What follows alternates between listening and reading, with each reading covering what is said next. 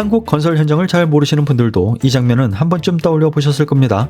현장에 외국인이 많다. 그래서 시멘트나 몰타를 다루고 자재를 옮기는 곰방을 외국인이 더 많이 할 거라고요. 그런데 실제로는 꼭 그렇지 않습니다. 오히려 곰방은 한국 사람이 더 많습니다. 그런데 타일 공정, 특히 바닥 타일에는 조선족 오야지가 이끄는 팀이 자주 보입니다. 여기서 질문이 하나 생깁니다. 왜 오히려 힘을 쓰는 쪽보다 피곤한 기술 쪽 직능에 그 사람들이 더 들어오는 걸까요? 곰방인의 양중은 그냥 드는 일 같지만 사실은 현장 전체를 읽어야 하는 일입니다. 지금 뭐가 급한지, 어디서 막힐 수 있는지, 잠깐 뒤에 무슨 문제가 생길지 말이 계속 보고 가야 하고 판단이 계속 들어갑니다. 그래서 익숙하지 않으면 오히려 더 힘든 자리입니다. 반대로 바닥 타일은 한 번 세팅이 끝나면 같은 동작을 계속 반복할 수 있습니다. 조선족 오야지가 먼저 판을 짜놓고 그 안에서 팀이 움직입니다. 사람들이 생각하는 것과는 조금 다르죠. 힘든 일과 복잡한 일은 꼭 같은 자리가 아닙니다.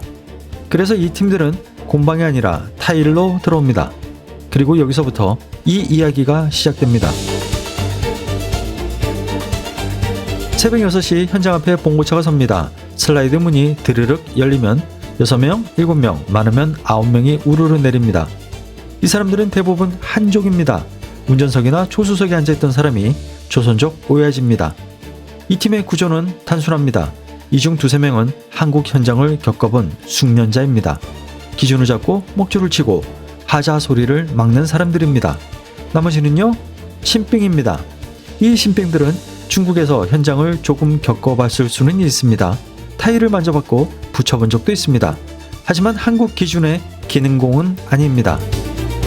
그래서 오야지는 오래 가르치지 않습니다. 일주일도 안 됩니다. 그냥 숙련자 밑에 붙입니다.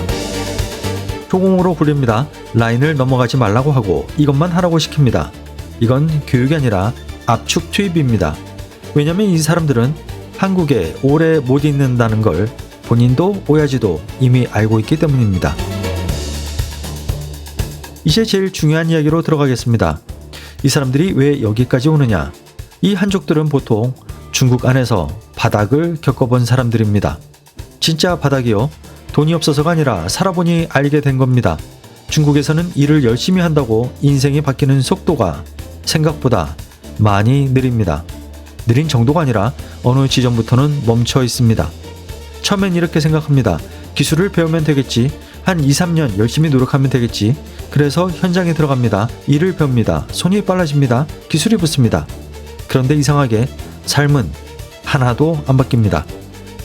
왜냐하면 중국에서 하류층 노동자가 느끼는 건 가난보다 제약이기 때문입니다. 기술이 생겨도 마음대로 올라갈 수가 없습니다. 사람이 올라가려면 공식적인 자격, 공식적인 허가, 공식적인 신분, 관계, 기록이 필요합니다. 그리고 그 기록은 좋은 기록만 남는 게 아닙니다. 말 한마디, 주변 평판, 단속 한번. 어딘가에 찍히는 순간 다음 선택지가 줄어듭니다. 이 사람들 입장에선 국가가 멀리 있는 머나먼 개념적인 존재가 아닙니다. 너무 가까운 존재입니다. 현장에도 있고 주거에도 있고 이동에도 있고 돈에도 있고 모든 데 끼어 있습니다. 그래서 이런 감각이 생깁니다. 내가 뭘 하든 끝까지 내 맘대로 되는 건 없는 세상이야. 기술을 배워도 그 기술로 독립하는 길은 거의 없고 조금 잘 풀리면 그 위에 또 누군가가 앉아버립니다. 어느 순간부터는 기술이 생기는 게 희망이 아닙니다. 더 무거운 책임이 됩니다. 기술이 생기면서 더 많이 일을 해야 되고 더 많이 벌어야 하지만 실수하면 더 크게 맞습니다. 그런데 그 맞는 방식이 일이 어려워진다 이런 수준이 아니라 삶의 바깥에서 압박으로 내려옵니다. 예를 들면요, 돈이 조금 모이면 그 돈을 굴릴 방법이 많아 보이지만 막상 하려면 허들이 생깁니다. 거주, 등록, 세금, 단속, 허가. 안 되는 이유가 수백 가지가 됩니다.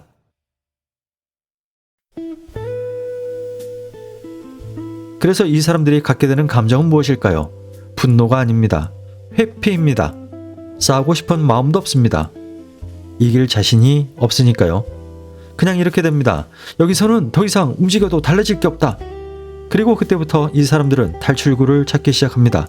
그 탈출구가 어떤 사람에겐 내륙도시 이동이고 어떤 사람에겐 공장이고 그리고 어떤 사람에겐 한국인 겁니다.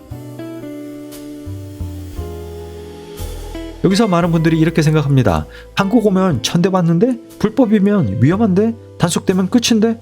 맞습니다. 이 사람들도 다 압니다. 그런데도 오는 이유는 단 하나입니다. 한국은 적어도 돈이 손에 잡히는 곳으로 보이기 때문입니다. 중국에서 하루층 노동자가 느끼는 제약은 가난이 아니라 내가 움직일 때마다 위에서 손이 내려오는 느낌입니다. 한국은 완벽하지 않아도 그 손이 중국만큼은 아니거든요. 여기서는 몸값이 정해져 있고 단가가 있고 일하면 현금이 생깁니다. 그리고 무엇보다 짧은 시간에 모아갈 수 있다는 계산이 섭니다. 그래서 이 사람들 기준선이 바뀝니다. 한국 작업자는 오늘 물이 끊기니까 아우 일 못하겠네 오늘은 접자 이런 말이 떠오를 때 이 사람들은 접으면 손해가 먼저 떠오릅니다. 겨울에 물이 끊긴 날 얼음 섞인 고인물을 양동이로 떠올리던 그 장면, 그건 근성이 아니라 계산입니다. 여기서 멈추면 내일이 없을 수도 있다. 이건 성격이 아니라 그들이 살던 세계에서 몸으로 배운 규칙입니다. 원청이 보는 건 착함도 성실함도 아닙니다. 관리입니다. 이 팀은 생존을 위해 감내할 수 있는 기준선이 다르고 불평할 여지가 적고 작업 범위를 조금 넘는 요구도 묵묵히 버틸 수밖에 없습니다. 그리고 그 부담의 상당 부분은 조선족 오야지가 떠안습니다. 언어, 계약, 리스크, 충돌, 현장과의 마찰을 한 사람이 흡수합니다. 동시에 이 팀이 만들어내는 이익도 상당 부분이 이 오야지에게 집중됩니다.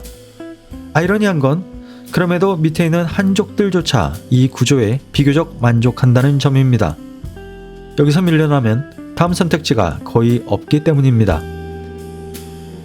그래서 원청 입장에서는 한국인 개인 작업자들보다 관리하기 쉬운 하부 구조가 됩니다. 이건 누가 착해서도 누가 나빠서도 아닙니다. 이 판이 그렇게 작동해 왔기 때문입니다.